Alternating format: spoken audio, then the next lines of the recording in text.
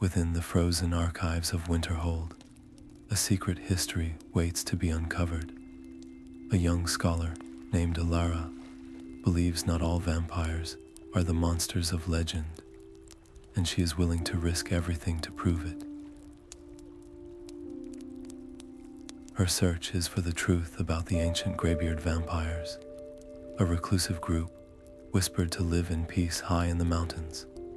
By the end of this story, you will discover a hidden world where understanding triumphs over fear, and where ancient beings guard wisdom instead of thirst. What secrets lie buried in those ice-bound scrolls, and what will Alara sacrifice to bring them to light? Where are you listening from right now, and what is the local time where you are? I always find it so cozy to think of us sharing this story from different corners of the world. What does the word monster truly mean to you? The brittle leather cover of the journal felt strangely warm beneath her fingers. Alara had found it tucked behind a false panel in the archives, a forgotten text pulsing with a soft, magical light. Its pages were not filled with accounts of monstrous feeding, but with delicate sketches of mountain passes and careful notations detailing the safe passage of travelers through blizzards. The Greybeards of legend were not predators. They were silent guardians, using their eternal vigilance to protect mortals from the true dangers of the peaks. A profound certainty settled in her chest.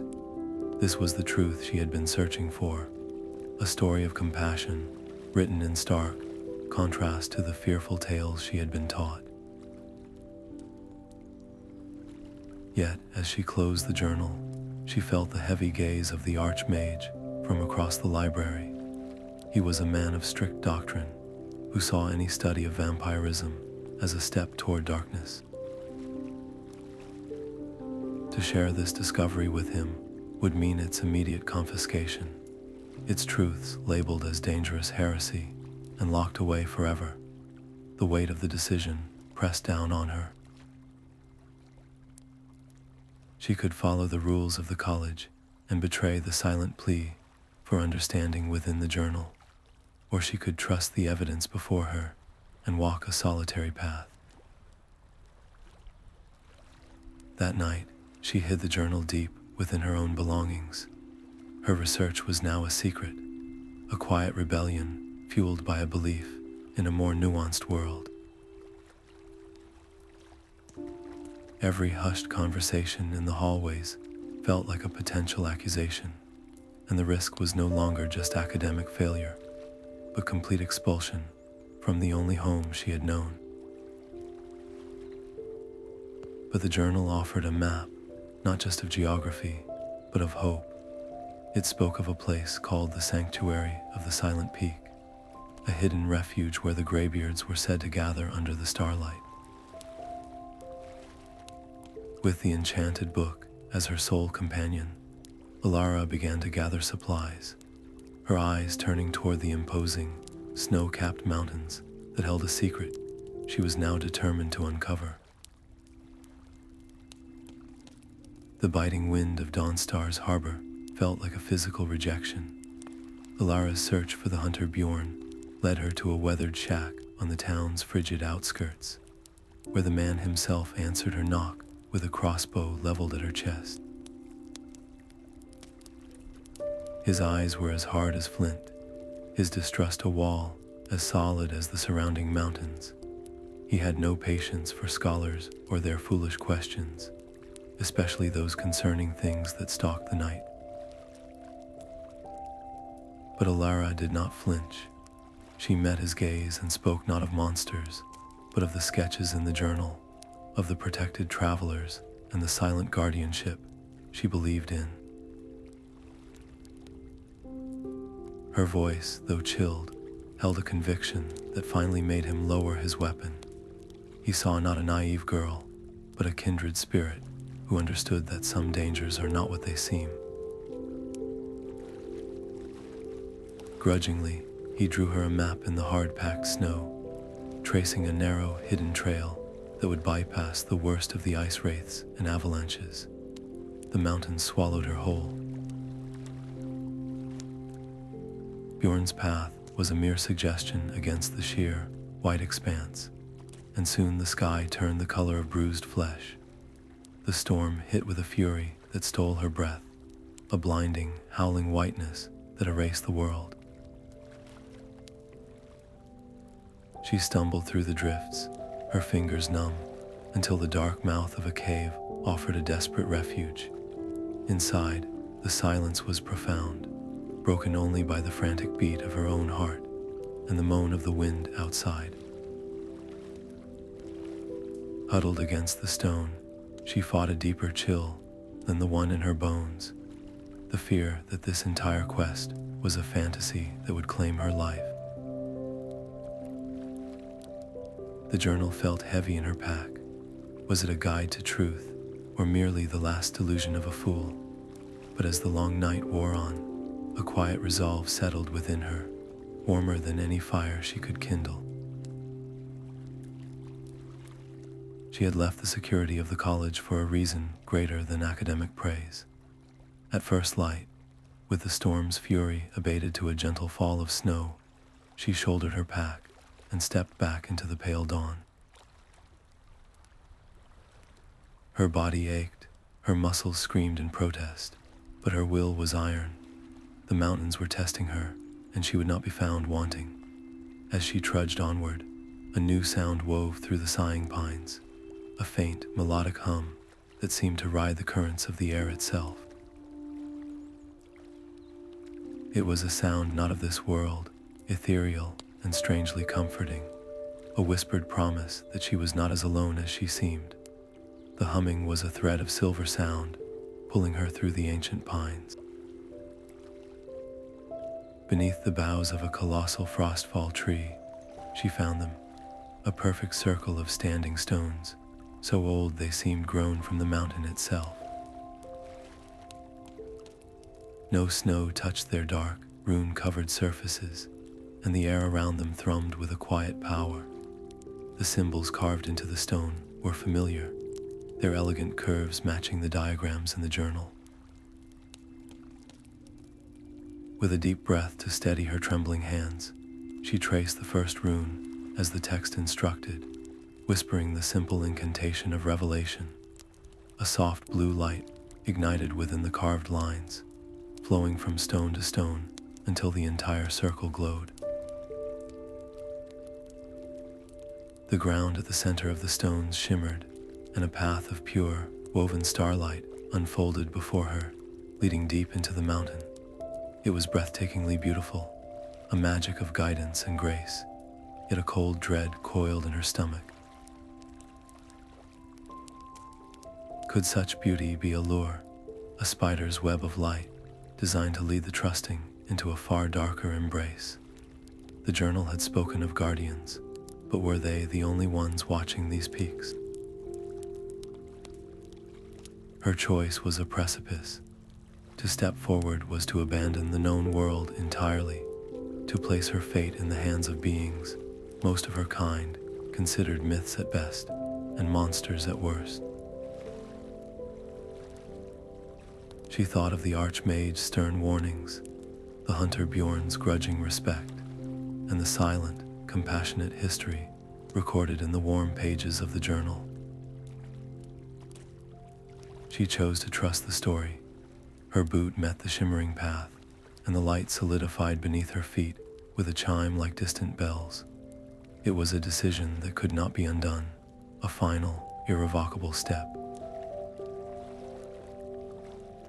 The moment she committed, the path began to guide her, pulling her gently forward as if she were a leaf on a stream.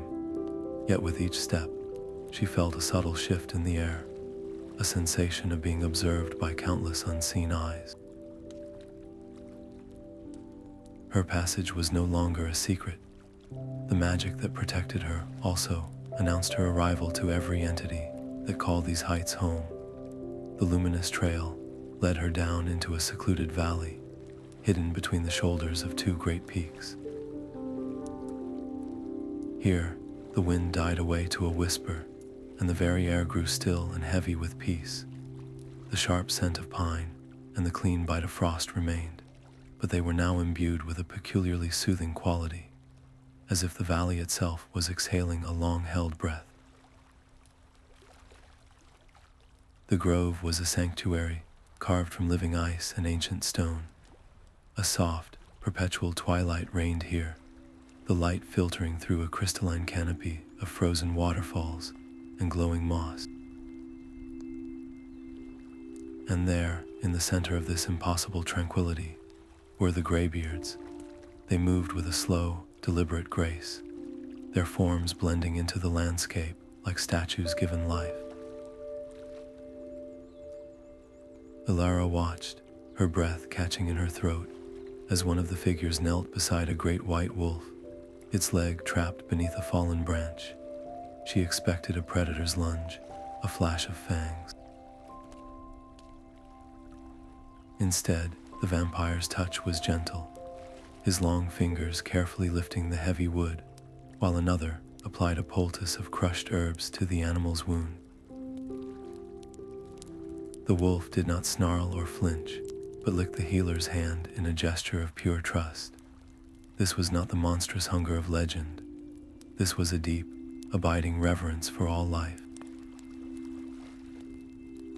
A profound hope bloomed within her chest, so fierce and warm it threatened to melt the fear that had clung to her like frost.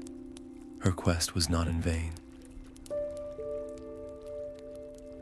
The journal's truth was living and breathing before her very eyes, yet the instinct to flee, the primal warning shrieking in the back of her mind, was a powerful force. These were still vampires, beings of immense power who could end her with a thought. To step from the shadows was to gamble everything on the conviction in her heart. She could not approach them as a mage, with a staff in hand and magic at her fingertips. That would be a declaration of distrust, a challenge. She had to come to them as Alara, the scholar who believed in their story. With a resolve that steadied her trembling hands, she carefully leaned her enchanted staff against a nearby tree. It was more than just setting aside a weapon. It was a symbol. It was an act of profound vulnerability, an open-handed plea for dialogue. The moment she took that first step into the open, the air shifted. The eldest of them, a figure whose beard was like a cascade of fresh snow, turned his head. His movement was not sudden or threatening, but as inevitable as the turning of the seasons. His eyes met hers, and they held no malice, no predatory gleam. They were the color of a winter sky at dawn, and in their depths, she saw a patience that spanned centuries, a wisdom that had watched empires rise and fall. He did not speak, but his gaze was an invitation, a silent question hanging in the still air between them. His name was Lorath, and his voice was the soft crackle of ancient parchment. He did not speak of her intrusion or the danger she represented, but simply gestured to a smooth stone bench beside a small, steaming spring that pulsed with a gentle, internal warmth. The invitation was not one of mere hospitality. It was a test of her courage and her willingness to sit in the presence of the unknown. Alara accepted, her movements slow and deliberate as she settled onto the cold stone, the journal a comforting weight on her lap. She told him everything, her words spilling out like a thawing river. She spoke of the hidden panel in the Winterhold archives, of the Archmage's suspicion, of her desperate flight into the storm, and of the hope that had guided her like a star. Lorath listened, his ancient eyes never leaving her face, and when she finished, he simply nodded, as if her arrival had been written in the stars long ago. This quiet validation was more powerful than any applause, solidifying her belief that her quest was just, but then his expression grew somber. He explained that their peaceful existence was a fragile secret, threatened not by mortal hunters, but by their own kind. A faction of vampires, he called them the Crimson Court, viewed the Greybeard's philosophy as a weak betrayal of their predatory nature. They knew of her research, Lorath revealed, and they saw her not as a scholar, but as a pawn. Their goal was to intercept her, to twist her findings into a story of monstrous deception, using her credibility to shatter the fragile peace the Greybeards had cultivated for centuries. The cozy warmth of the spring suddenly felt like a fragile shield against a vast, unseen cold. Alara's quest was no longer a personal academic mission. It was now a pivotal point in a hidden war. Without a moment of hesitation, she looked into Lorath's winter sky eyes and made her vow. She would do whatever it took to protect their secret and prove that their way was not a myth, but a truth worth defending. In that moment, her fate became irrevocably tied to theirs, and the quiet sanctuary felt less like a refuge and more like the calm before a storm. Lorath's long, pale fingers produced an amulet from within his robes, a simple stone that glowed with the same soft, internal light as the spring. This, he said, would allow them to speak across the distances, a beacon of trust and a line of warning. As he pressed the warm stone into her hand, a subtle shift in the valley's silence made them both turn. From the high cliffs above, a whisper of movement echoed, the faint, unsettling sound of displaced rocks, a reminder that their conversation had not gone entirely unheard. The amulet grew warm against her skin, a sudden pulse of heat that was not a comfort but a silent alarm. Lorath's voice, calm yet urgent, echoed directly in her mind. They are at the outer ridges. They feel the edges of our sanctuary. Her heart hammered against her ribs, a frantic drumbeat in the profound quiet of the grove. The Crimson Court was here. Her academic quest had become a desperate race, and the safety of these peaceful beings now rested on her ability to deceive the most cunning of hunters. She had to mislead them, to send them chasing phantoms in the wrong direction. Her mind raced through the spells she knew, the intricate schools of illusion magic she had studied in the safety of the college. This was not a classroom exercise. This was a test where failure meant bloodshed. A cold thread of doubt wound its way through her thoughts. What if her magic was not strong enough? What if the subtle whispers of her spells were nothing against the raw, predatory senses of the vampires hunting them? She was a scholar, not a battle mage. For a terrifying moment, she imagined her illusions flickering and failing, revealing the hidden valley and leading the Crimson Court straight to Lorath and the others. The weight of that potential failure was a physical pressure in her chest, but then she looked at Lorath, his ancient face a mask of serene trust. He had not flinched, had not questioned her capability. He had simply given her the warning and the space to act. She could not afford the luxury of fear. Pushing the doubt aside, she focused her will, drawing on the deep well of calm she had found within the journal's pages. Her hands rose, fingers weaving patterns in the chilled air, as she whispered words of deception and misdirection. She did not create grand specters or loud distractions. That would only announce her presence. Instead, she crafted subtle falsehoods. She layered the scent of her own passage over a cliff edge that led to a dead-end ravine. She imprinted the faint, shimmering echo of a magical signature on a distant rock face, a lure for any who could sense such things.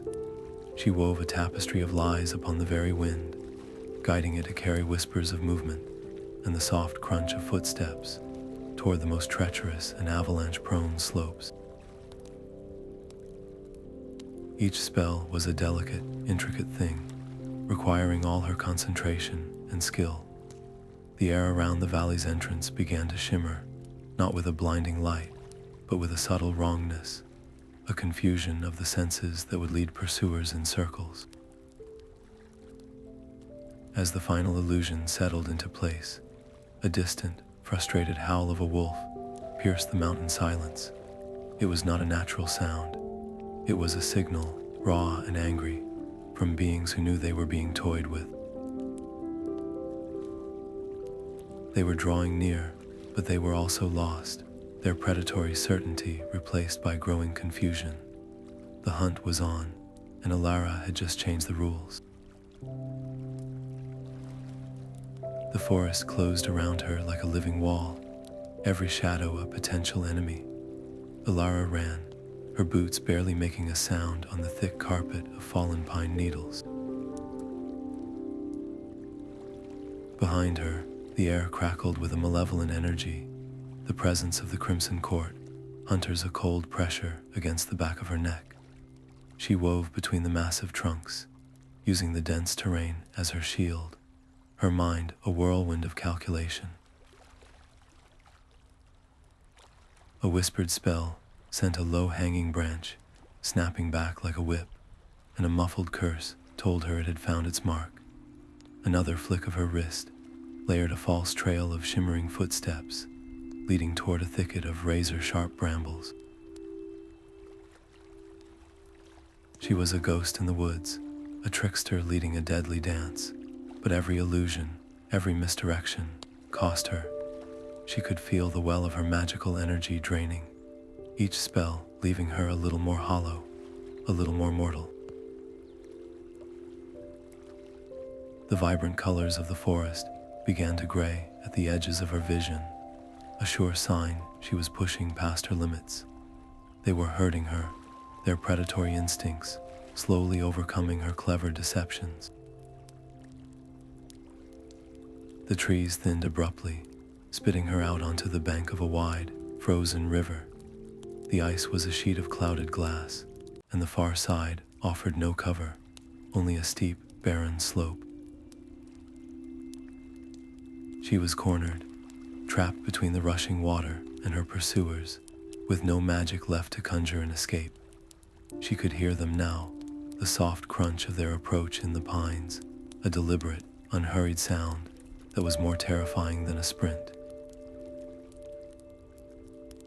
Panic was a cold stone in her throat, threatening to choke her. She could not fight them. She could not hide. All that remained was a distraction, something loud and chaotic enough to shatter their focus. Her eyes scanned the opposite bank, and there, movement caught her eye. A hulking frost troll was lumbering along the river's edge, its shaggy white fur bristling, its simple mind focused on finding its next meal. It was a desperate, terrible gamble. Attracting the troll's attention would put her in immediate, physical danger from a creature of raw, brutal strength. But it would also create the exact kind of unpredictable chaos she needed. The Crimson Court valued control and cunning. A rampaging beast was the antithesis of their nature.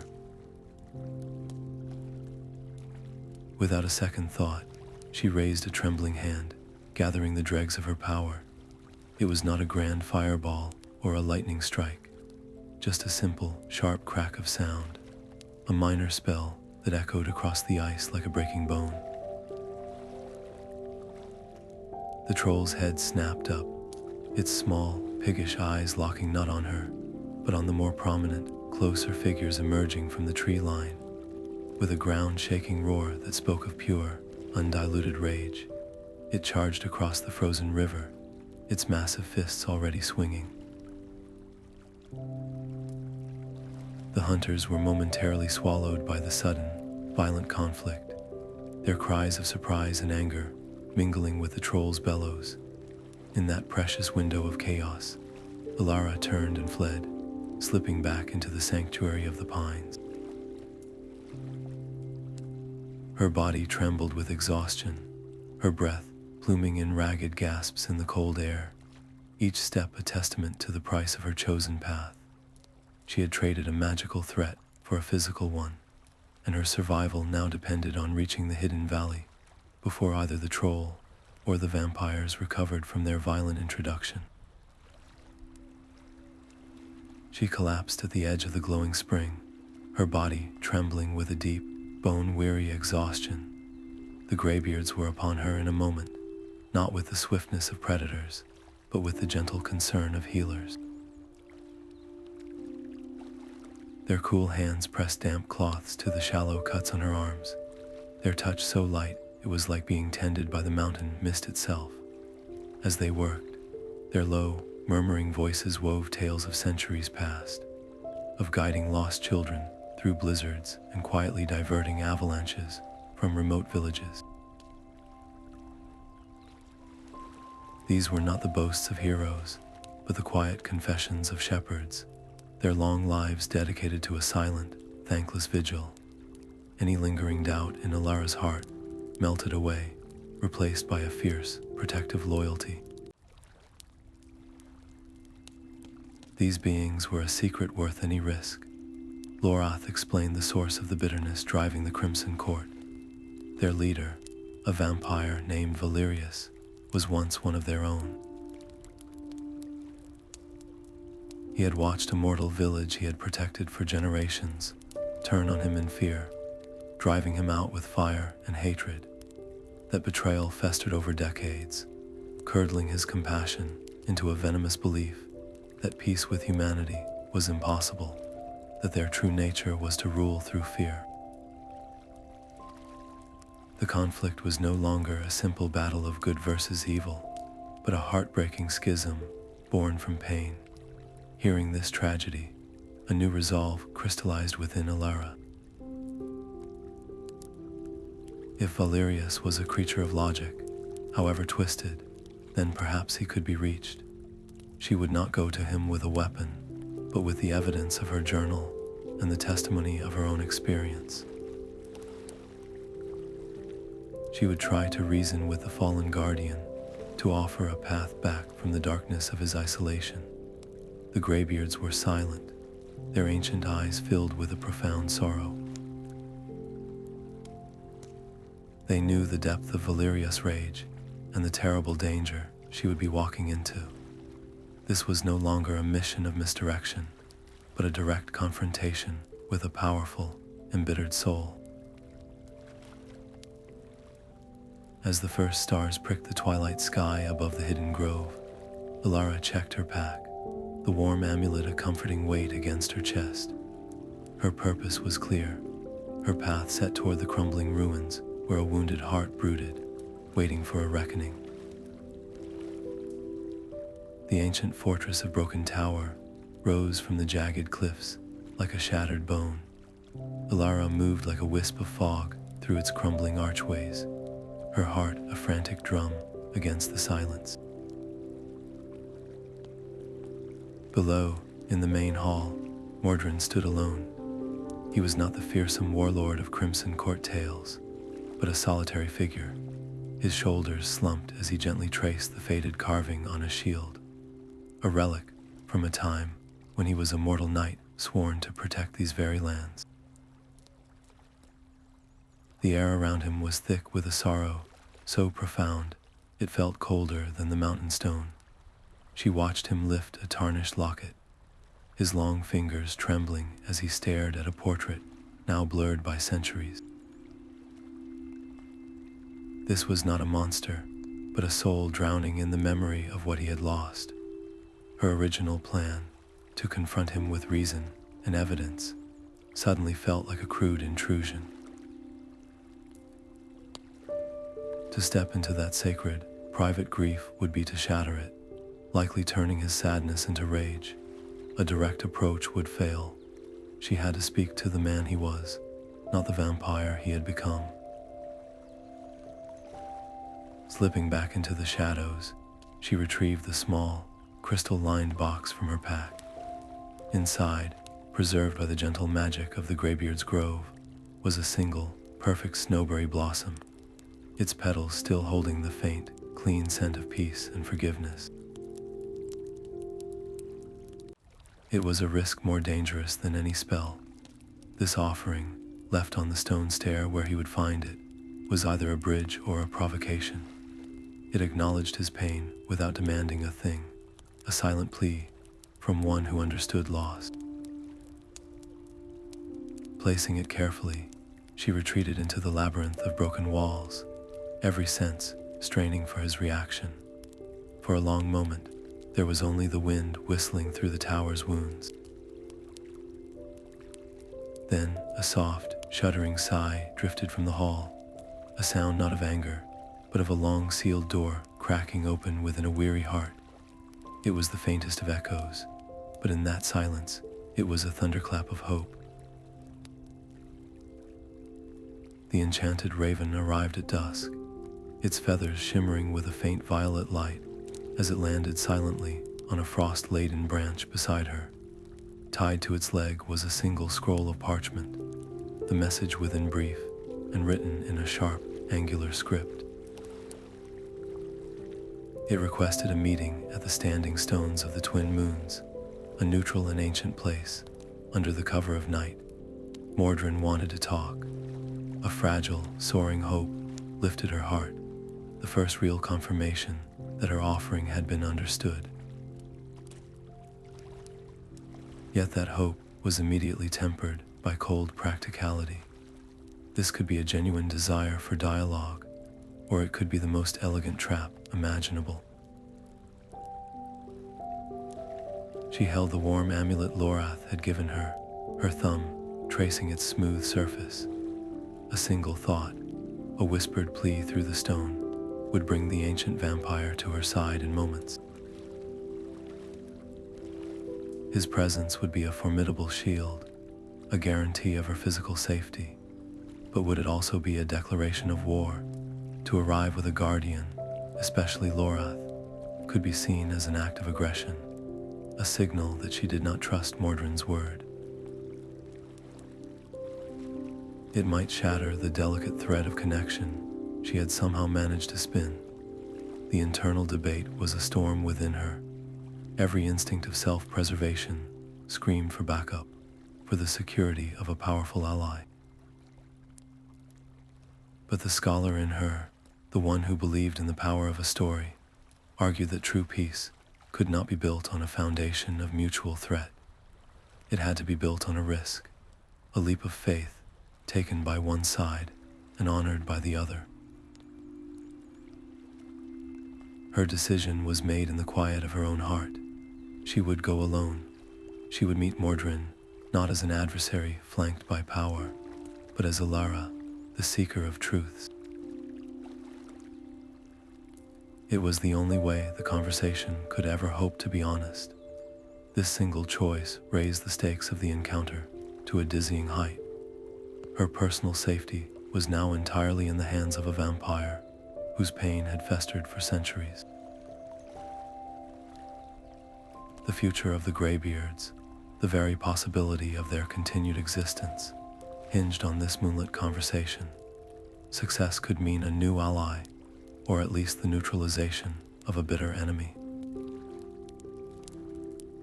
Failure could mean her life and the exposure of the Sanctuary to the full fury of the Crimson Court. Under the silver light of the Twin Moons, she approached the clearing. The ancient stones stood in a wide circle, bathed in the ethereal glow, their runes seeming to pulse with a soft, waiting energy. Her heart was a frantic drum against her ribs, each beat a thunderous mix of fear and a desperate, unwavering anticipation. She stepped into the center of the circle, completely alone, and waited for the shadow of the past to take form. He emerged from the shadows between the stones, as if woven from moonlight and regret. Mordran did not stand as a conqueror, but as a visitor to a grave, his hands empty at his sides. The anger Alara expected was absent, replaced by a weary stillness that seemed to slow the very air around them. He spoke not of power or dominance, but of the crushing weight of centuries. He described watching the faces of those he had saved from frost and starvation contort into masks of terror when they realized what he was. He spoke of a small, forgotten locket and the family he could never return to, his voice a low murmur that blended with the night wind. For over an hour, Alara did nothing but listen, her empathy a quiet offering in the silver-lit clearing. She did not interrupt with solutions or justifications. She simply let his grief exist, acknowledging the profound loneliness that had festered into bitterness. This act of being heard, truly heard for the first time in hundreds of years, began to soften the stone around his heart. The tension in his shoulders eased, and he finally nodded, a slow, deliberate motion. He would call off the hunt. He would order his followers to stand down, a fragile peace, built on a foundation of shared understanding, seemed to blossom in the moonlight. But then his gaze darkened, his eyes shifting toward the distant, sharper peaks. There is another, he warned. Valerica. She was his second, a vampire forged in a later, more violent age, who saw his newfound melancholy as a betrayal of their strength. She believes mercy is a poison, he explained, and she will not surrender her wrath so easily. The reconciliation was only half won, its future now hinging on the most volatile member of the court. Without a moment of hesitation, Alara made her choice. "Let me speak to her," she said, her voice steady despite the new fear coiling in her stomach. "If words could reach you, then perhaps they can reach her too." Mordran looked at her, a flicker of something like pity in his ancient eyes. He knew the danger she was inviting, yet he saw the unwavering conviction in her face. Reluctantly, he gave her directions to a place known as the Echoing Caverns, a network of caves where sound twisted back on itself and descent found a home. As Alara turned to leave the standing stones, the hopeful peace of the moment was already being chased by the whispering threat of a storm she could not yet see. The entrance to the Echoing Caverns was a wound in the mountain, breathing out a chill that had nothing to do with the cold. Stepping inside was like walking into a giant, petrified ear. Her own breathing echoed back at her, amplified and distorted, until she felt surrounded by a dozen unseen companions. A simple light spell sprang from her palm, a small, defiant sun, pushing back the oppressive dark and revealing a labyrinth of glittering, wet stone. Every footfall was a drumbeat announcing her intrusion, and every whispered word of encouragement to herself came back as a ghostly chorus. She moved with painstaking slowness, her light revealing sudden, bottomless chasms that split the floor and low-hanging stalactites, poised like stone daggers. The cave itself was a natural weapon, and she was an uninvited guest in its silent, treacherous heart. The air grew thick with the scent of ozone and hot stone, a sharp, acrid smell that led her deeper into the maze. Turning a final corner, she found the source. Valerica stood in a vast chamber, a whirlwind of contained fury. Bolts of crimson energy shot from her hands, shattering ancient stalagmites into clouds of dust. Each movement was pure, refined aggression, a dance of power that left the very air crackling with malevolent intent. She was not brooding in sorrow like Mordran. She was honing her rage into a blade. Before Alara could even speak, A whip of pure shadow snapped out, missing her face by a hair's breadth and cracking against the wall behind her. "So, the little scholar has found her way to the slaughter," Valerica hissed, her voice a venomous echo that seemed to come from all directions. "Did you come to whisper more of your weak-minded lies to me, as you did to Mordran?" Alara forced her hands to stay at her sides, her heart hammering against her ribs.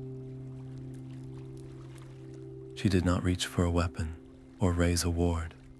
She stood her ground in the circle of her own gentle light, meeting Valerica's burning gaze. "I came to tell you that Mordran is remembering who he was," she said, her voice steady despite the echoes twisting her words. "He is choosing a path that does not end in more bloodshed. Is that weakness, or is it a strength we have all forgotten?" Valerica laughed, a sharp, ugly sound that the cavern threw back at them. "Peace is a story mortals tell their children before the monsters come," she snarled. "You offer us a cage of pretty words and call it freedom. Your presence here has infected him with sentiment, and sentiment is a fatal disease for our kind." With every word, Alara could feel the fragile understanding she had built with Mordran beginning to crumble. Valerica's absolute conviction was a wall, and Alara's reasoned arguments were like water sliding off stone. The risk of a schism was now terrifyingly real. If Valerica refused to stand down, she would rally others who shared her beliefs, turning Mordran's followers against him and reigniting the hunt for the Greybeards with even greater ferocity.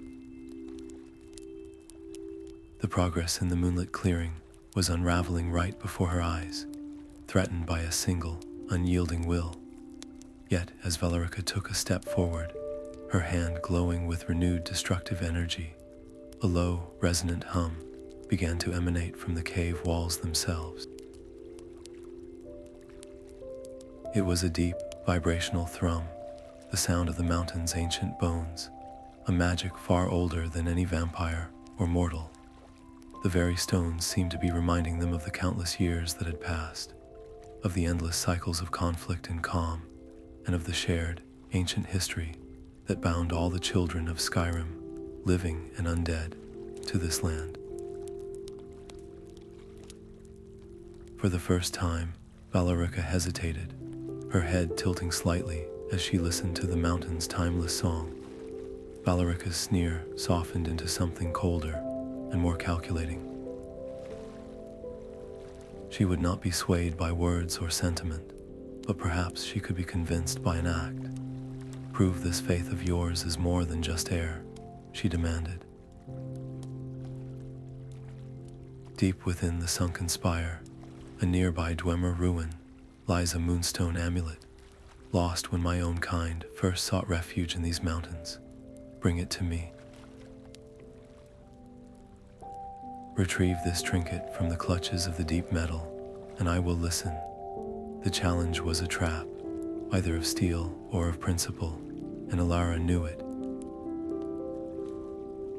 To agree was to walk into a tomb of ancient, deadly machinery, but to refuse was to validate every accusation of mortal weakness Valerica had ever made. "I will bring you the amulet," Alara said, her voice echoing faintly in the vast chamber. The caverns fell silent, the only sound the distant, rhythmic drip of water, counting down the moments until her departure. The entrance to the sunken spire was a gaping maw of rusted brass and broken gears, exhaling a metallic, oily breath that clung to the back of her throat. Inside, the air hummed with a low, persistent energy, the ghost of a long-dead civilization still powering its automated guardians. Great, brass centurions stood motionless in their alcoves, their single, red optical sensors dark, but the smaller, spider-like constructs skittered across the ceiling, their delicate legs ticking against the metal like a deadly clock. This was not a place for force. A single misplaced firebolt could awaken the entire complex, bringing a legion of unfeeling metal warriors down upon her. Her only weapons were her wits and the dusty tomes on Dwemer engineering she had studied in Winterhold. She watched the patrol patterns of the spiders, timing their movements, her heart thudding as she slipped past them into a grand hall crisscrossed with beams of crimson light. These were not simple tripwires, but sophisticated tonal sensors that would react to the disruption of their precise harmonic frequencies. To cross, she would have to become part of the music of the machine. Holding her breath, she whispered a simple spell to dampen the sound of her own footsteps, then stepped into the lattice of light, moving with a slow, rhythmic grace that mimicked the hum of the hall itself. The sensors did not flare. She was a ghost in the machine, unseen and unheard. Deeper within, she found the amulet resting on a central pedestal within a circular chamber, but it was encircled by a complex array of pressure plates and articulated, piston-driven arms tipped with razor-sharp blades. A direct approach would trigger a storm of slicing metal. She studied the mechanism, her eyes tracing the flow of steam through translucent pipes and the alignment of gears. The dwarves loved their logic puzzles, their cause and effect. She noticed a single, out-of-place lever near the entrance, its handle dusty from disuse. Pulling it would likely trigger a catastrophic failure, but a partial, careful adjustment might introduce a flaw into the system. Using the tip of her staff, she gently nudged the lever just a fraction of an inch. The result was immediate. A loud clunk echoed through the chamber as a master gear slipped out of alignment. The piston arms, instead of swinging in their deadly, coordinated dance, now jerked and spasmed erratically, slamming into each other and creating a temporary, chaotic opening in their defense. She darted through the malfunctioning gauntlet, her cloak whispering against the flailing metal, and snatched the cool, smooth moonstone from its pedestal. The amulet felt strangely light in her hand, a simple, elegant thing compared to the brutal complexity that had guarded it. As she retreated from the shrieking, grinding chamber, the larger centurions in their alcoves began to shudder, their optical sensors flickering to life with a malevolent red glow.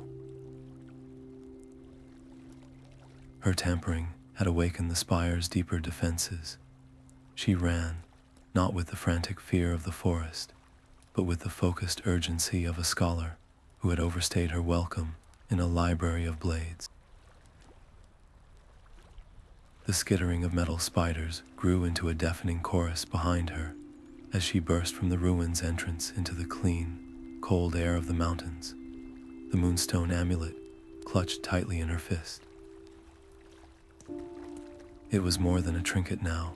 It was a key. Would it be enough to unlock the hardened heart of a vampire who valued deeds over words? The cave mouth awaited her return, a dark question mark against the stone. The cool moonstone felt impossibly heavy in Alara's palm as she stood once more before Valerica in the echoing cavern. She did not offer it with a flourish, but simply opened her hand, the simple amulet resting there as a silent testament to the journey through the metal tomb. Valerica's eyes, which had burned with such contempt, widened almost imperceptibly. Her fingers, usually coiled with destructive energy, reached out and plucked the stone from Alara's hand with a surprising delicacy. She turned it over, her thumb tracing the smooth, familiar surface, and for a long moment, the only sound was the cavern's own breath, the proof of a mortal's commitment, earned not through battle, but through cleverness and resolve, was a language she could not dismiss. A low sigh escaped her, the sound carrying the weight of centuries of isolation.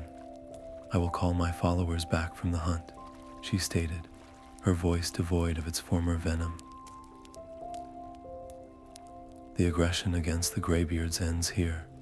The victory was profound, a crack in a fortress wall that had seemed impenetrable. Yet, Valerica's gaze remained sharp, fixed on some distant point beyond the cave. "Do not mistake this for a surrender of our nature," she warned. "My faction is but one thread in a tangled web.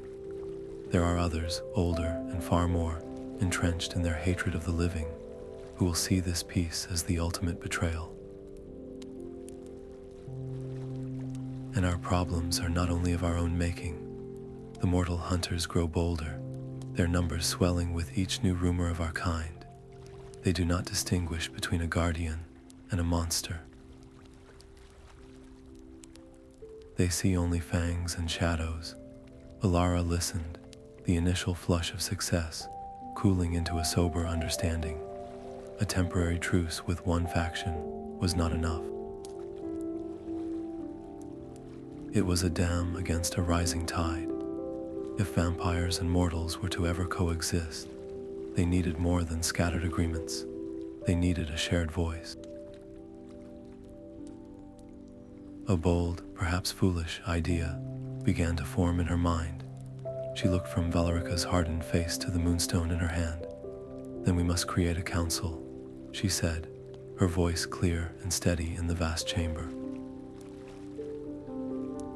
"A gathering of all who will listen, not just your court or the Greybeards, but any clan that fears the coming storm more than they desire conflict. We meet not as predators and prey, but as inhabitants of the same land, to discuss a united front for our mutual survival."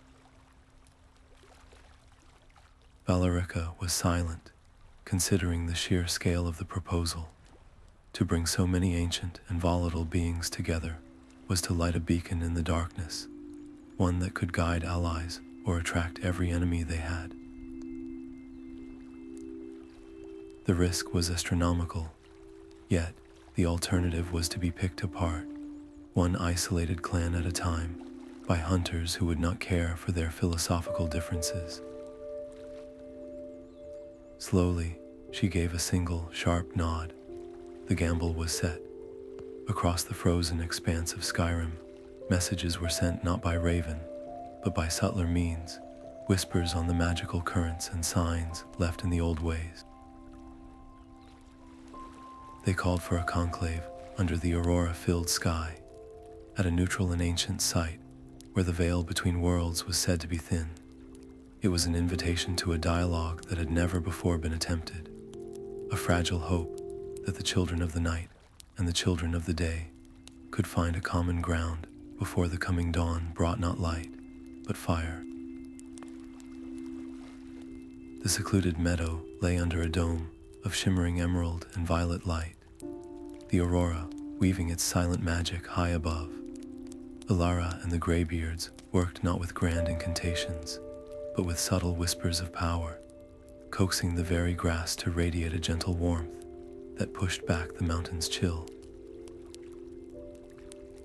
They wove illusions of soft, glowing orbs that floated like captive stars, and encouraged night-blooming flowers to open their petals, filling the air with a soothing, honeyed fragrance.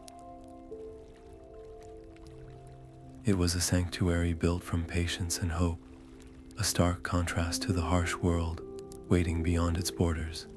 One by one, they began to arrive. Shadows detached themselves from the tree line, their movements silent and deliberate. Vampires from isolated clans, their armor and robes reflecting styles from forgotten eras, stepped into the illuminated clearing. Their eyes, glowing with every hue from amber to icy blue, scanned the area with deep-seated suspicion, their postures rigid with centuries of ingrained caution.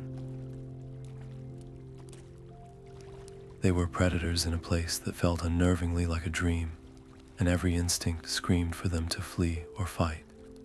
But the warmth of the ground and the gentle light began to work on them, the atmosphere disarming their defenses. The initial silence was broken by a tall, gaunt figure from a western clan. "Peace is a prelude to extinction," he declared, his voice like grinding stone. "We are not sheep to be herded. You ask us to blunt our fangs for the comfort of our prey." Another, a fierce woman with scars tracing her jawline, nodded in agreement. "They will never see us as allies, only as monsters waiting for a moment of weakness." The tension crackled in the air, threatening to shatter the fragile peace. Alara stepped forward, her heart a frantic bird in her chest, but her voice was calm. She did not argue with their fears. Instead, she opened the journal. She read aloud the account of the Greybeard, who spent 3 nights leading a lost mortal child through a blizzard, ensuring it found its village without ever revealing his presence. She shared the story of another who diverted a rock slide from a remote hunter's cabin. These were not tales of weakness, she explained, but of a different kind of strength, the strength to choose preservation over predation. She spoke of the shared history of these mountains, a land that belonged to all of them, and asked a simple, piercing question. Do we wish to be remembered in mortal lore only as nightmares, or can we also be the silent reason a family survives the winter? The question hung in the air, its weight pressing down on centuries of bitterness. The success of this night would determine whether the coming years were filled with more bloodshed or the first, fragile steps toward a new understanding. Every story she told was a seed, and she could only hope it would find fertile ground in their ancient hearts. As the debate continued, the aurora overhead pulsed with a soft, ethereal light, its shimmering colors casting a hopeful, otherworldly glow upon the gathered faces of the night's children. The debate stretched through the long, aurora-lit night, a quiet storm of ancient grievances and fragile hopes. Then, from the western clan, the gaunt vampire who had spoken first of extinction slowly removed a tarnished silver ring from his finger. "It is the seal of my line," he said, his voice softer now. "I offer it as a token. My clan will hunt no mortal who does not first raise a blade to us." This single act broke the stalemate. One by one, the others followed, each producing a small, personal artifact, a piece of their long history. A locket, a dagger, a carved runestone, all placed in the center of the gathering. This was not a treaty signed on parchment, but a pact woven from oath-bound heirlooms, a solemn vow of non-aggression and mutual aid. For the first time in centuries, the various clans were not rivals, but allies. The threat of internal vampire war, a shadow that had loomed for generations, finally began to recede. The relief in the meadow was palpable, a shared, silent exhalation. But that fragile unity was shattered by the frantic arrival of a scout, his form materializing from the shadows at the meadow's edge. "Hunters," he hissed, his voice tight with alarm. "A large contingent, armed with silver and fire. They have tracked our convergence here." Panic flickered across the faces of the newly sworn allies. Instincts forged over lifetimes screamed for a violent, immediate response, to melt back into the darkness and strike from the shadows. Alara stepped forward, her voice cutting through the rising tension. "Do not give them the conflict they expect," she urged. "If we spill even a single drop of blood tonight, everything we have built here will vanish. It will prove every fear they have ever had about us. We must meet them with a shield, not a sword." She proposed a defensive, non-lethal strategy. The vampires would use their speed and knowledge of the terrain to create barriers of mist and confusion, to disarm and disorient rather than to kill. The Greybeards would weave illusions of impassable terrain, guiding the hunters away from the meadow without revealing the full extent of their gathering. The stakes could not be higher. This was the first test of their accord, and any act of violence would shatter the fragile trust they had just spun from moonlight and memory. After a tense moment, the clan leaders nodded their agreement. The gamble was set. As one, the assembly moved, their forms flowing into the surrounding forest with an unnerving, silent grace. They took up positions not as individual predators, but as a coordinated guard, their resolve a living wall against the coming confrontation. The distant, angry flicker of torchlight began to dance between the trees, a line of fire marching steadily closer to their sanctuary of peace. Torchlight carved harsh lines through the gentle dark of the meadow. The hunters emerged from the trees, their leader, a woman with fiery red hair and eyes as sharp as the silver arrows in her quiver. Anya, a name whispered with respect and fear along the coast, leveled her gaze at the assembly of vampires. By the authority of the College of Winterhold, she declared, her voice cutting through the night, you will surrender your forms and submit to judgment. You are a blight upon this land, and this gathering is an act of war. Every instinct in the clearing tightened, a coiling of ancient power ready to be unleashed. But before a single vampire could move, Alara stepped into the space between them, placing her unarmed body directly in the line of fire. Wait, she said, her voice clear and steady. This is not a war council. It is a council for peace. Look around you. Has a single one of you been harmed? Has any threat been made? We are here to end the hunting, not to start a new one. Anya's eyes narrowed, flickering from Alara's earnest face to the silent, watchful vampires beyond. The evidence was undeniable. There were no prisoners, no signs of struggle, only the lingering warmth of the enchanted meadow and the quiet intensity of beings who had chosen not to fight. The contradiction to everything she had been taught was a physical weight on her shoulders. Her duty, branded into her since her first day as an apprentice, was clear: eradicate the vampire threat. Yet the scene before her spoke of something else entirely, a complexity her orders had never accounted for. I have seen the journals in the archives, Alara continued, her tone softening into an appeal. I have read the accounts of their guardianship, the travelers they have saved from storms. They have just sworn an accord to cease all aggression. Will you be the one to shatter that peace because of a fear of what might be? Anya's jaw tightened, the conflict playing out across her face. To stand down was to defy direct orders, to risk her position and her honor, but to attack now would be to slaughter beings who had made a conscious choice for peace, making her the very monster she hunted. The weight of the decision was immense. Then let me prove it to you, Alara offered, a bold and desperate gamble. Let me accompany you back to Winterhold.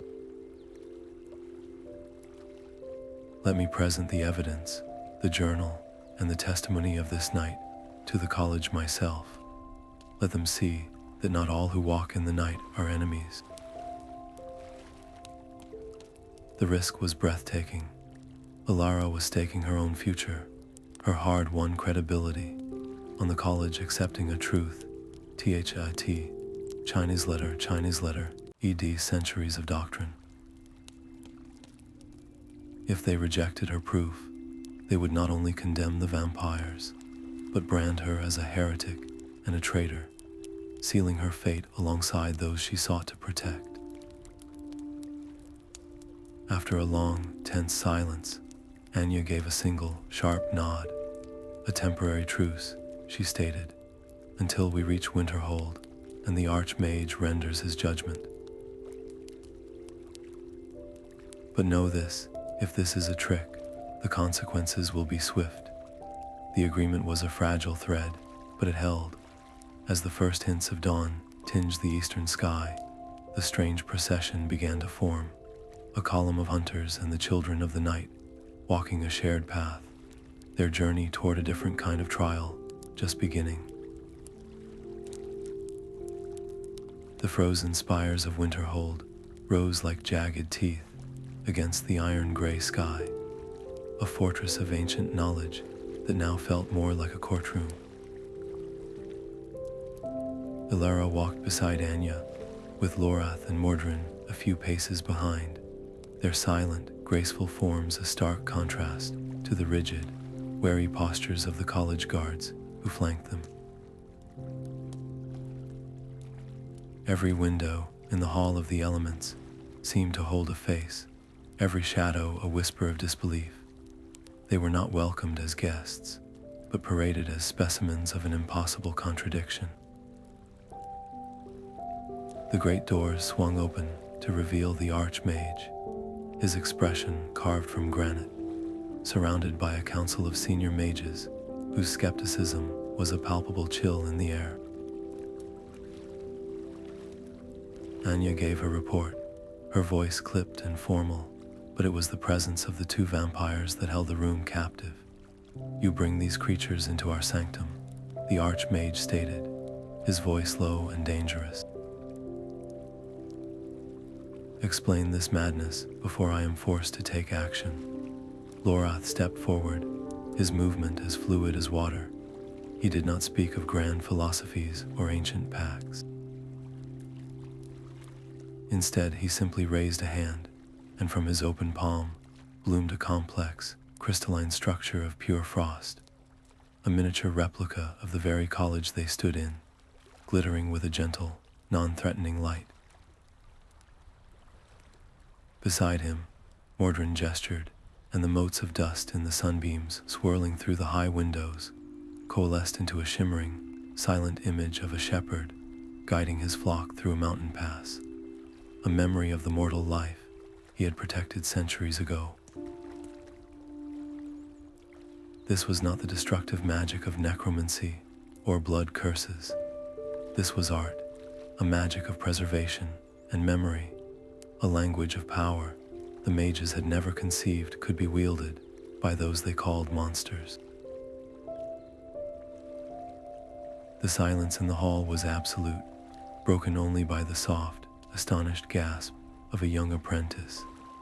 The Archmage's stern facade cracked, his eyes widening at the display of such refined, peaceful sorcery. This was evidence he could not dismiss with a wave of his hand. The hall erupted into a storm of voices. Traditionalists, their robes adorned with symbols of magical purity, argued that this was a deception, a glamour to hide a predatory nature.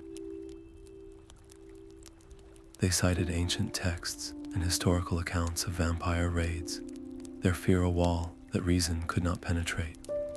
Younger mages, however, stared with open wonder, arguing that magic itself was a tool of understanding, and that they were witnessing a new branch of the arcane arts, one born of patience rather than power. The college, a bastion of unified thought, was fracturing before Alara's eyes. She stepped into the center of the maelstrom, the worn journal held aloft.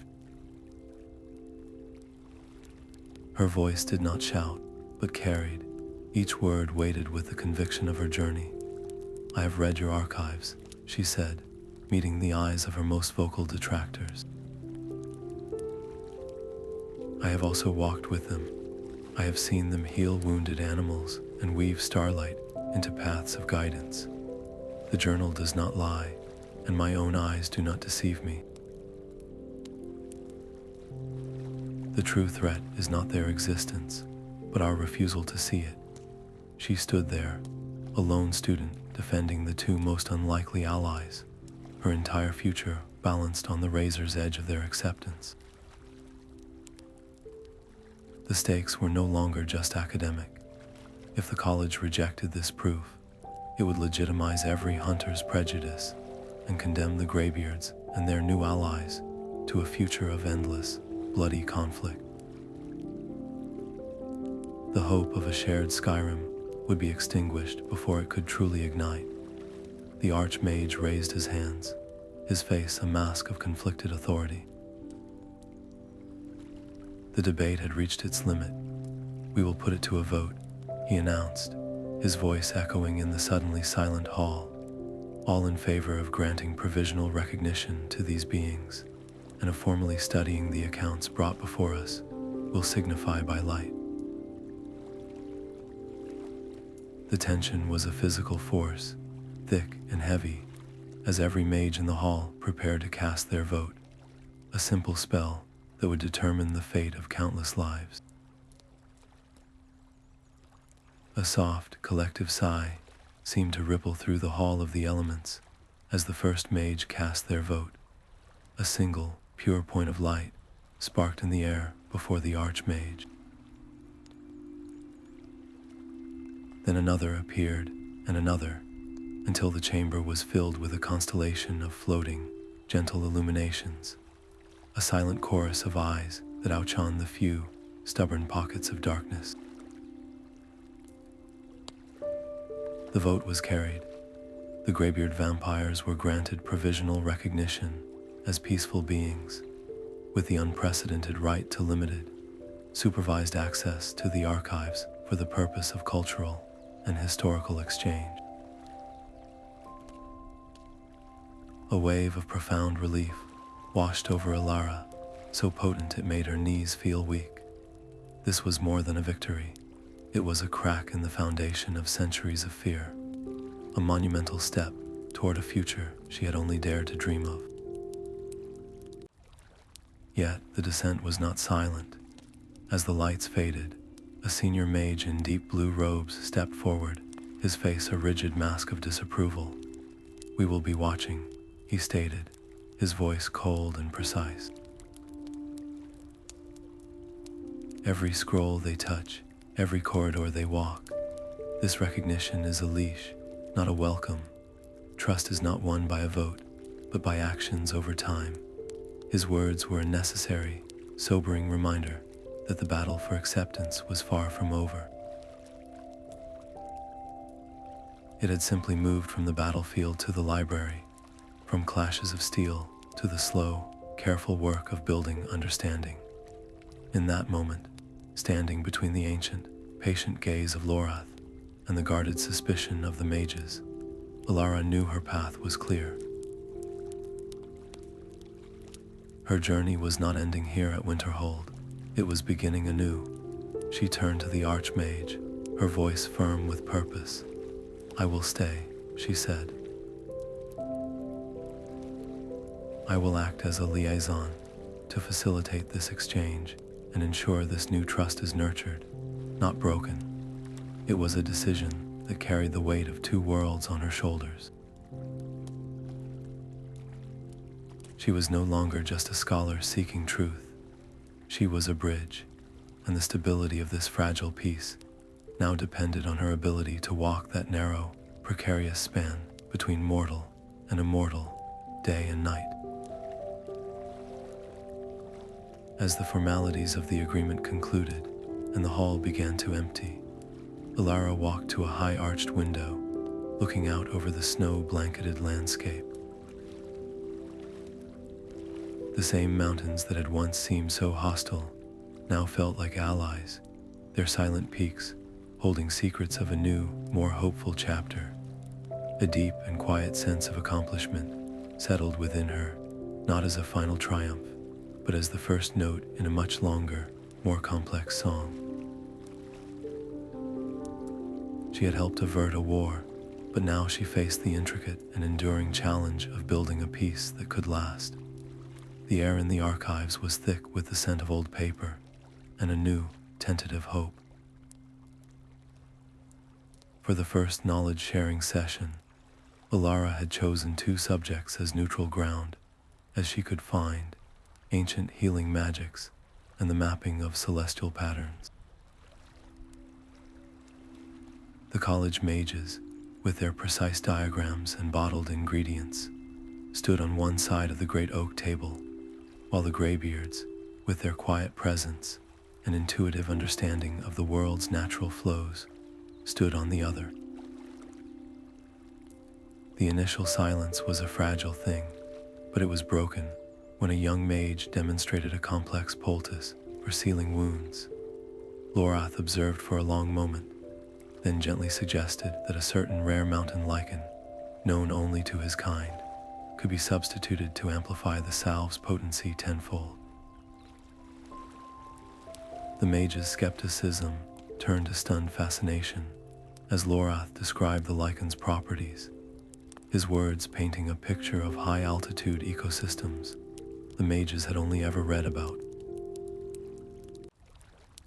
This single exchange opened a floodgate of questions and shared insights. The vampires spoke of reading the future in the shifting constellations, a practice the mages had considered mere superstition. Yet the Greybeard's predictions of seasonal storms aligned perfectly with the college's own complex meteorological models. It was a revelation, two different languages describing the same fundamental truths of the world. A genuine atmosphere of mutual respect began to blossom, the initial caution giving way to a shared, burning curiosity. Of course, the path was not perfectly smooth. One well-meaning mage offered a vial of purified, blessed water to a Greybeard as a token of goodwill, not realizing its holy nature was like a mild acid to their senses. The vampire recoiled instinctively, a faint wisp of smoke rising from his fingertips, and for a terrifying second, the entire room froze, old fears flashing in every eye. But Alara was there in an instant, her voice calm as she explained the cultural oversight to both sides. She helped the mage understand it was not an attack, but a reflex, and she assured the Greybeard that the gesture was one of friendship, not malice. The mage, chastened but understanding, immediately withdrew the vial and offered a simple sprig of frost miriam instead, a plant the Greybeard accepted with a grateful nod. Alara mediated each of these moments with a quiet patience, reinforcing that communication was the only true antidote to centuries of isolation and fear. Every successfully resolved misunderstanding was a brick laid in the foundation of their new alliance, while any single failure could have crumbled the entire structure, reinforcing every old prejudice. As the session drew to a close, the mood was light, filled with the soft murmur of continued conversations. The Archmage himself, who had been observing from a distance, approached Lorath and Mordran. "We should make this a regular occurrence," he stated, his voice carrying a new, thoughtful tone. "A monthly convocation, perhaps." The agreement was met with nods from both mages and vampires alike. A simple plan that sowed the seeds for something that could, with care, last for generations. This was no longer just an experiment. It was the beginning of a tradition. The brittle parchment felt like a whisper against her fingertips, a stark contrast to the solid weight of the knowledge it held. Alara was deep in a joint study session with Lorath, cross-referencing a Greybeard star chart with a college text on prophetic symbolism, when a seemingly minor anomaly caught her eye. A specific alignment of constellations, dismissed by the mages as an artist's flourish, was described in the margins of the Greybeard scroll with a single, potent phrase, the Dawntide Accord. Her heart began to beat a little faster. She pressed Lorath for its meaning, and he, his ancient eyes growing distant, recounted a half-remembered legend, a vision spoken of by their earliest seers. It foretold a time when the children of the sun and the children of the moon would no longer see each other as prey and predator, but as partners in safeguarding the land they both called home. This was not just a hope, it was a prophecy, a potential future written in the stars themselves. The realization struck her with the force of a physical blow. Her entire journey, from finding the journal to forging the fragile peace in the meadow, was not a series of random events. It was a path leading directly toward this dawn-tide accord. She was not merely a scholar or a bridge. She was an active participant in a destiny far greater than she had ever imagined. The weight of that responsibility settled on her shoulders, a mantle both terrifying and exhilarating. Could she, a lone mortal from Winterhold, truly help steer the course of history? Doubt whispered in her mind, questioning her strength, her wisdom, her very right to such a role. The fear of failing all those who now placed their hope in this vision was a cold knot in her stomach. But as she looked from the prophecy to Lorath's patient, trusting face, the doubt began to melt away, replaced by a clear and certain purpose. She had already done the impossible by bringing them this far. Her unique position, trusted by both the college and the Greybeards, was not an accident. It was the key. She made a silent vow, not just to herself, but to the future itself. She would become the chronicler of this new age, the one who would ensure the prophecy was not forgotten. She would document every success, every act of compassion, and spread the story of the Dawn-tide Accord across every corner of Skyrim. That very night, by the soft glow of a mage light, she unrolled a fresh piece of vellum and dipped her quill. She began to write her own account, not as a secret journal hidden away, but as a public record, a testament to the future she now felt destined to help build. Her personal quest had transformed into a crusade for the soul of Skyrim, and every word she wrote was a step toward that promised dawn. Her journey became a pilgrimage of persuasion, carrying the fragile hope of the Dawn-tide Accord from the frozen courtyards of Winterhold to the bustling taverns of Whiterun. Alara found her audience wherever people would gather, sharing the story of the Greybeard's silent guardianship, with innkeepers leaning over their polished counters and merchants huddled around crackling hearths.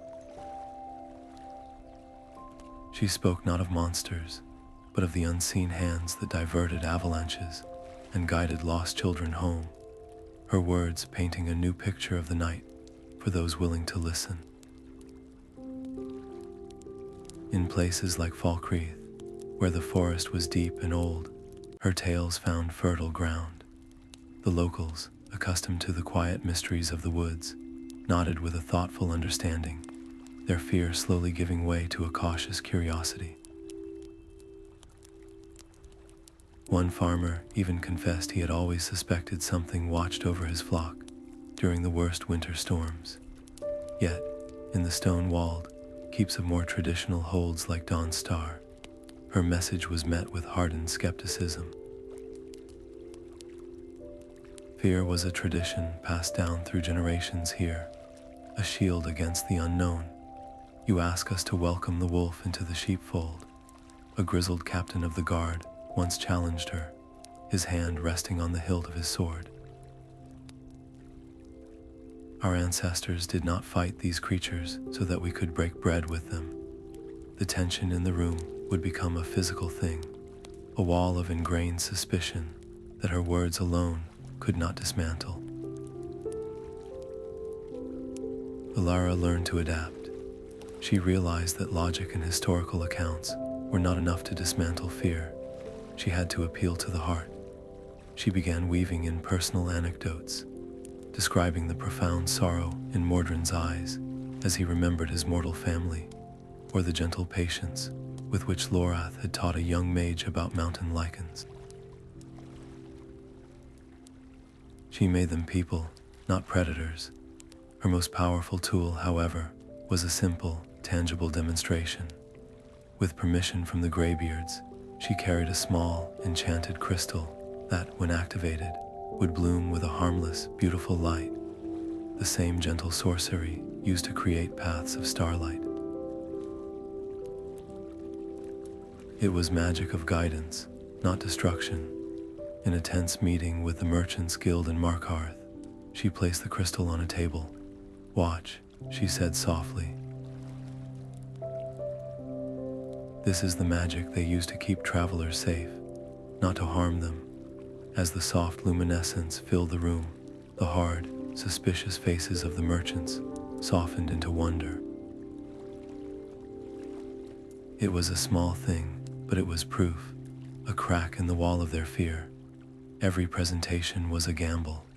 A single misstep, a poorly chosen word, could unravel weeks of progress and reinforce every dark legend. But with each success, however small, a new thread of understanding was woven into the fabric of Skyrim.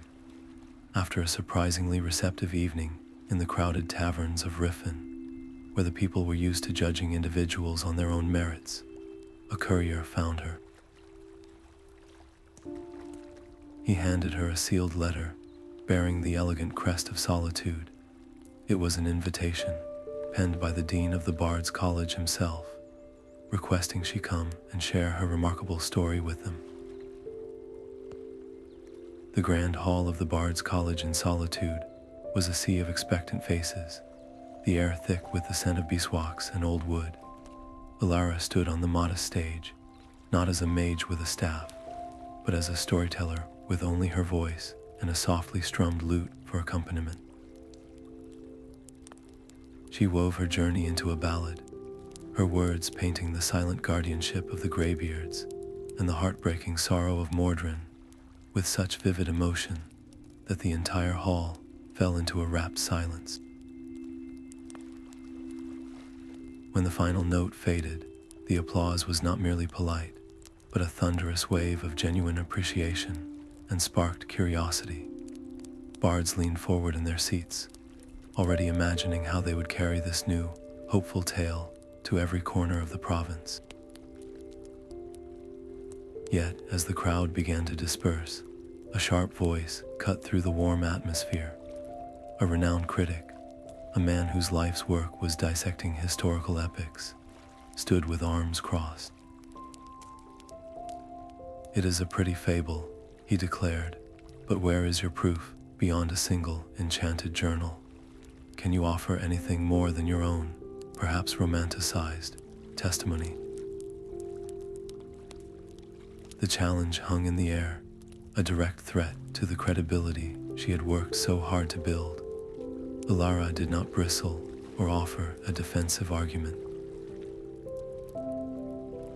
Instead, she met his skeptical gaze and issued an invitation that silenced the hall once more. "Do not take my word for it," she said, her voice clear and steady. "Come and see for yourselves. I will guide you to the Sanctuary Grove. You can speak with Lorath and walk the paths of Starlight yourself." A stunned murmur rippled through the remaining audience.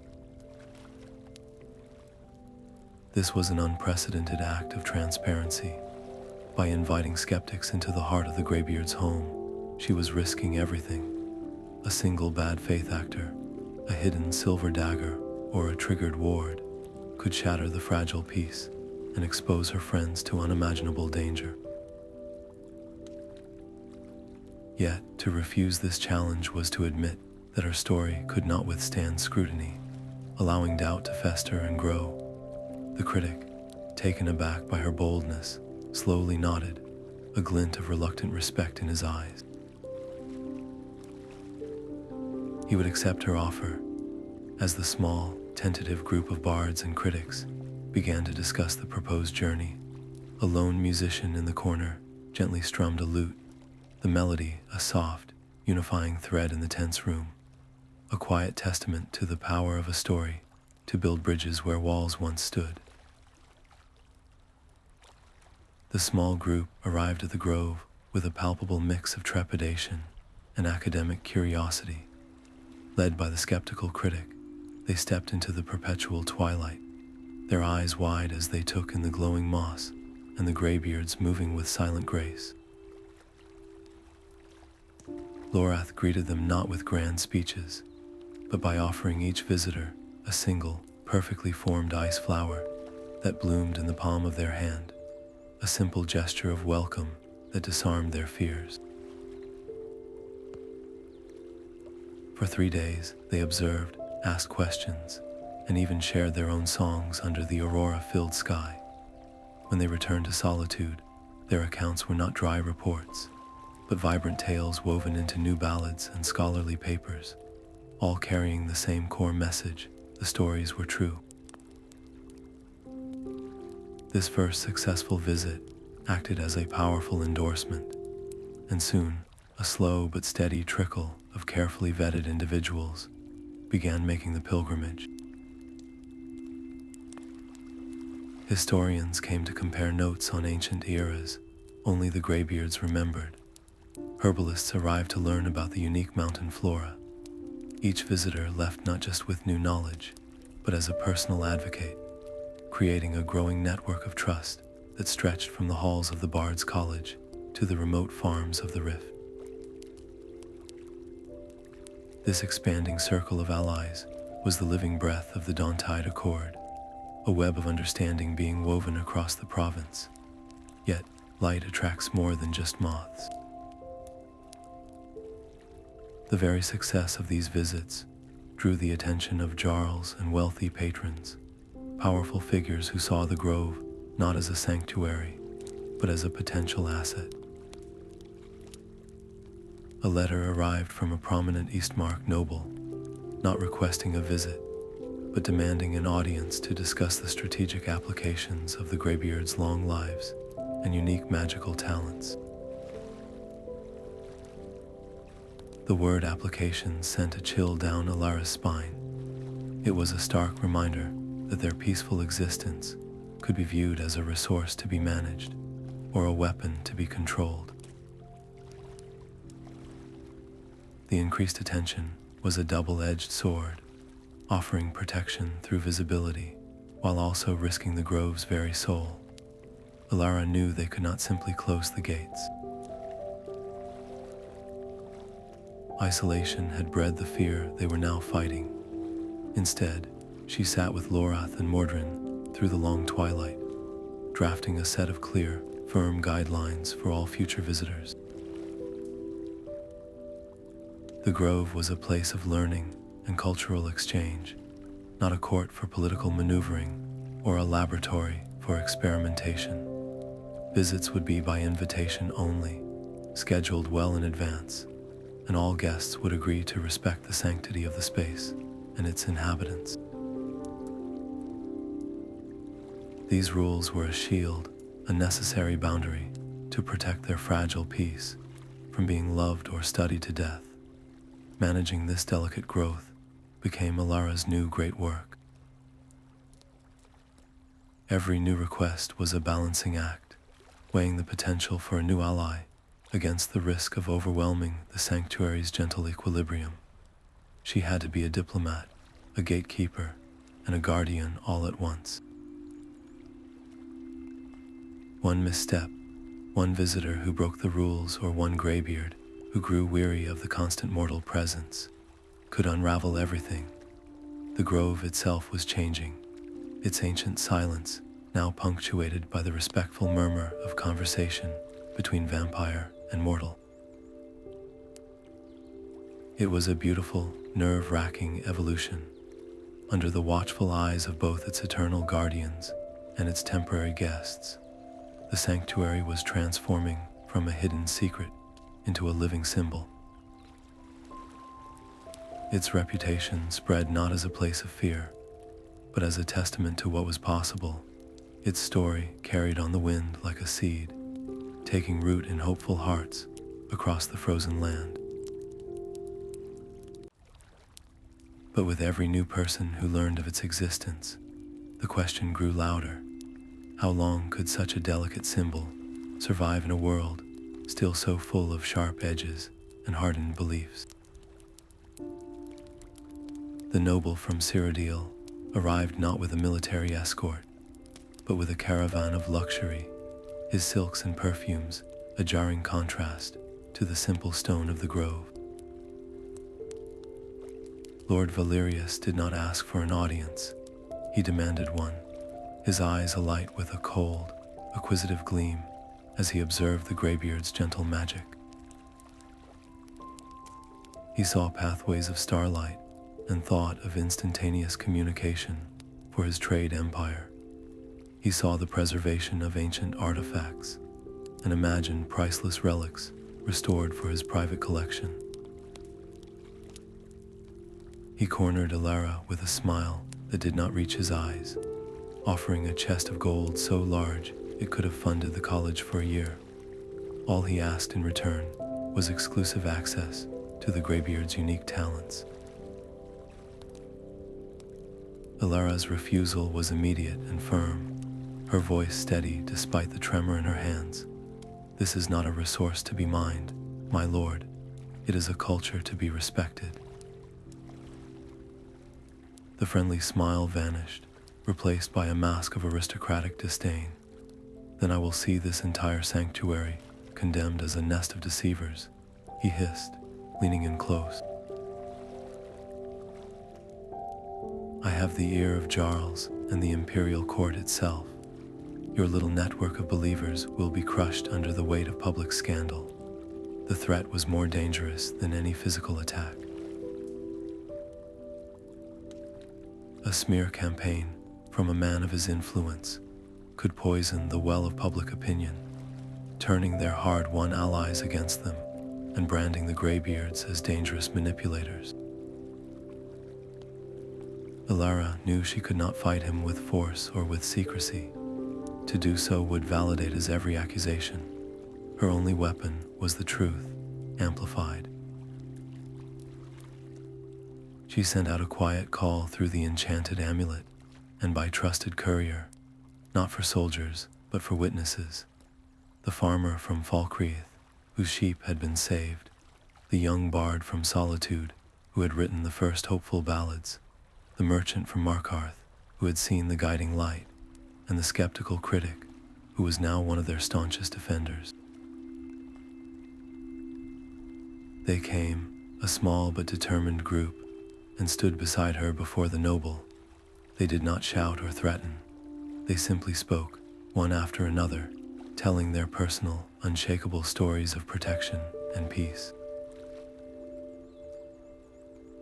We are not a single voice you can silence, Alara said, her quiet tone carrying more weight than any shout. We are a chorus. Lord Valerius, faced not with a secretive cult, but with a growing community of credible supporters, could only retreat, his plans of exploitation temporarily thwarted by a wall of shared conviction.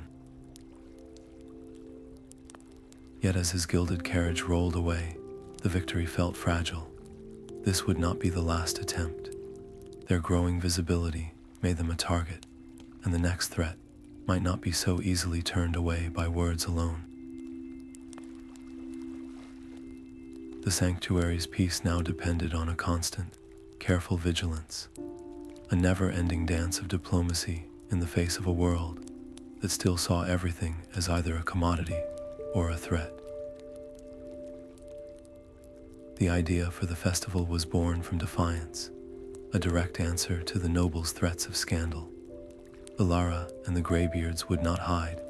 They would open their doors wider, transforming their sanctuary into a stage for a celebration of shared culture. Invitations went out to every farmer, bard, and merchant who had stood with them, calling for a gathering of music and light under the aurora. The grove itself seemed to respond to the plan, the glowing moss brightening and the night blooming flowers, releasing a sweeter fragrance in anticipation. On the day of the festival, the air hummed not with tension, but with the melodies of lutes and the warm murmur of conversation.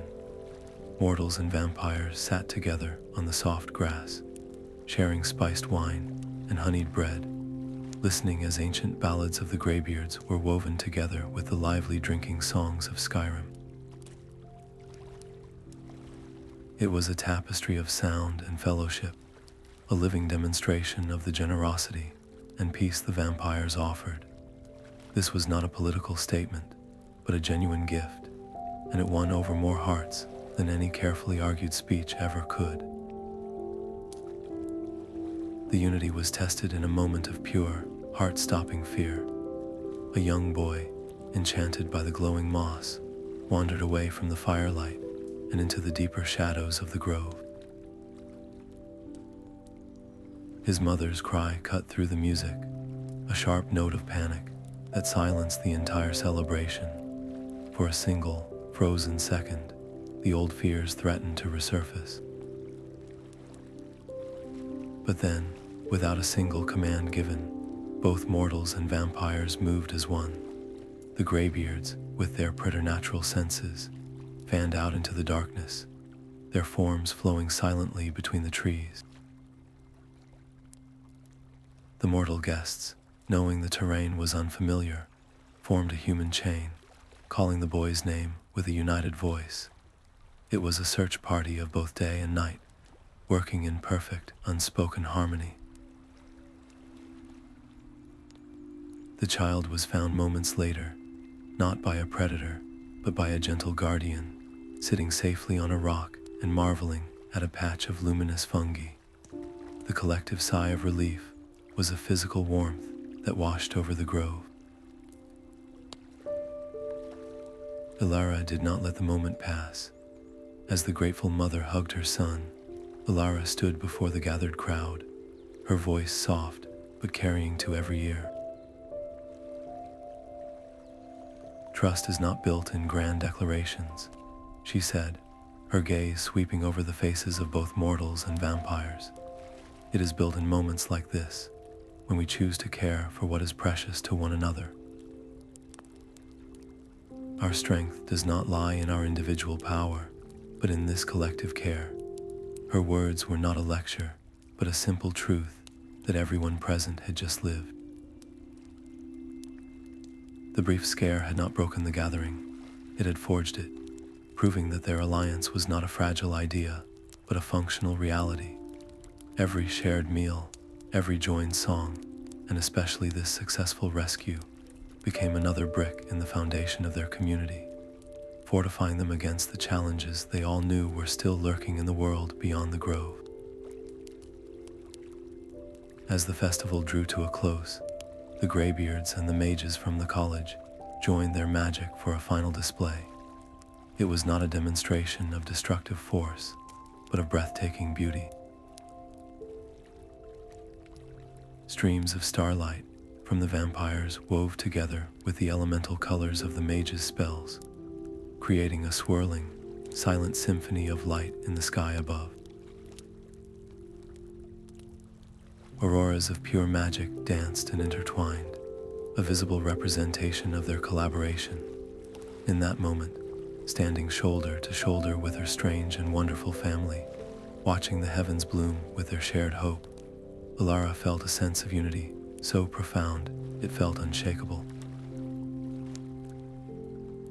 The alliance was no longer a hope or a prophecy. It was a living, breathing thing, its light a beacon against the gathering dark. For now, in the heart of the mountains, peace felt not just possible, but eternal. The grove's ancient silence was now filled with the gentle murmur of a new kind of learning. It was Alara and Lorath who first envisioned transforming the sanctuary from a place of refuge into a center of shared wisdom, a formal school where the long memories of vampires and the innovative spirit of mortals could intertwine. They called it the Grove of Mutual Accord, and its curriculum, was simple yet revolutionary. In one clearing, a Greybeard would teach the art of reading weather patterns in the shifting constellations, while in another, a mage from Winterhold would explain the principles of alchemical transmutation. History was no longer a dry recitation of dates, but a living dialogue between those who had witnessed the events and those who had only read about them. Students began to arrive from every corner of Skyrim, drawn by whispers of a place where fear was replaced with fascination. There were young apprentices from the college, curious hunters from the Rift, and even a few solitary vampires from distant clans, all sitting together on the same mossy stones. The school became a living beacon, its light not one of magical power, but of profound tolerance and enlightenment. Of course, such an ambitious project was not without its growing pains. Logistical challenges arose daily, from finding suitable sleeping quarters for mortal students unused to the perpetual twilight, to sourcing enough food that was palatable to both living and undead. The curriculum itself became a point of gentle, yet firm, disagreement. Some Greybeards felt the mortal focus on destructive magic was a dangerous distraction, while some mages argued that the vampire's intuitive approach to magic was too unstructured to be truly taught. These were not clashes of ego, but conflicts of deeply ingrained culture. Every disagreement was settled not by decree, but through patient consensus in the grove's center, under the soft glow of the aurora. Each resolved conflict, each compromise reached, strengthened the school's foundation more than any spell or stone ever could. Alara found herself at the heart of this delicate balance. Her life became a careful dance between two worlds. She decided to divide her time, spending part of each month at the College of Winterhold, maintaining that vital bridge of trust and recruiting new talent, and the rest of the grove, guiding the school's development as its headmistress. It was a demanding existence, but seeing a young vampire and a mortal alchemist collaborate on a new healing poultice made every moment of exhaustion worthwhile. The stakes of their success were no longer just about survival, but about shaping the very soul of Skyrim. If this school could flourish, it proved that their model of coexistence was not a fragile dream. It could inspire Jarls to reconsider ancient laws, encourage other isolated vampire clans to seek understanding, and fundamentally alter the societal landscape for generations to come. The Grove of Mutual Accord was a single, quiet revolution, and its influence was only beginning to ripple outward. The first graduation was held under a sky, ablaze with the most vibrant aurora anyone could remember. The students, mortal and vampire alike, stood together, having forged bonds of friendship and respect that transcended their natures. They carried with them a shared knowledge, a blend of ancient wisdom and modern innovation that promised to heal old wounds and build a brighter, more integrated future. As they departed to carry their unique education back to their homes, the grove itself seemed to sigh with a quiet pride, its ancient stones holding the echo of their laughter and the profound promise of new stories waiting to be told. The sky turned the color of lead, and the wind began its low, menacing howl. It was not a simple mountain storm, but a once-in-a-generation fury the Greybeards called the Frost Tongue's wrath. As the first brutal gusts shook the ancient trees of the grove, reports flooded in through magical and mundane means. Entire villages in the foothills were being buried, their inhabitants trapped and facing a frozen end. The school, a beacon of hope, was now directly in the path of the cataclysm. Alara stood with Lorath and Mordran, the three of them watching the white wall of the storm advance, a shared, unspoken understanding passing between them. This was no longer a test of philosophy, but a test of action. They would not hide behind their sanctuary's magic. They would extend it. The plan was born in an instant, a symphony of desperate cooperation. The college mages, led by their most skilled masters of alteration and restoration, began channeling their power into a framework, a lattice of pure magical energy designed to deflect the wind and distribute the crushing weight of the snow. But it was a fragile, incomplete structure against such elemental rage. Then the Greybeards added their voices to the chorus. They did not force the spell, but wove through it their ancient, patient magic, reinforcing the mage's work with strands of solidified starlight and the enduring resilience of the mountain stone itself.